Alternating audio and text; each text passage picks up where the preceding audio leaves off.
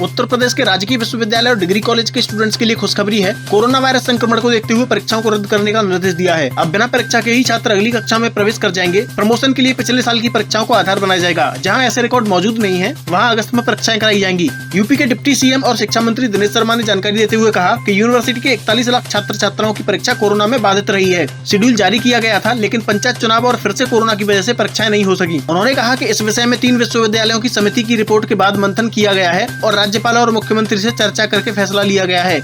41 लाख के आसपास विद्यार्थी हैं उच्च शिक्षण संस्थाओं में, स्नातक और स्नातकोत्तर। उसमें सरकार ने निश्चय किया है, व्यापक विचार विमर्श के बाद, श्री राज्यपाल महोदय और मुख्यमंत्री जी से परामर्श के बाद, जो हम लोग की एक कमेटी थी इसके मूल्यांकन के संबंध में, उसकी रिपोर्ट का परीक्षण करते हुए ये निर्णय हुआ है कि जो कुछ जगहों पर सेमेस्टर सिस्टम है, कुछ जगहों पर वार्षिक परीक्षा के आधार पर हमारी परीक्षाएं होती हैं। प्रथम वर्ष सभी जगह पर जो स्नातक है या स्नातकोत्तर है उनको हम लोग प्रमोट कर रहे हैं। जहां पर पिछले वर्ष यानी 2020 में स्नातक के प्रथम वर्ष की या प्रथम सेमेस्टर की परीक्षा हो चुकी थी, तो वहां पर उसके अंक के आधार पर द्वितीय वर्ष को भी हम प्रमोट कर देंगे।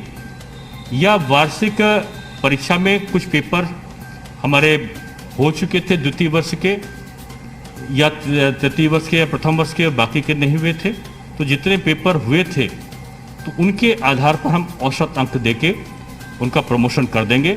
लेकिन जहां पर परीक्षाएं नहीं हुई थी, ना प्रथम वर्ष की, ना ही बीच में मध्य सत्र में कोई परीक्षाएं हो पाई थी, उनमें हमने रखा है कि 1 से 1.5 घंटे के अंदर परीक्षा का निर्धारण हो समय सीमा में, और चाहे वो बहुविकल्पी हो, चाहे OMR सीट के आधार पे हो, या जो सामान्य प्रश्न पत्रों में प्रश्न पूछे जाते हैं उसका आधार हो।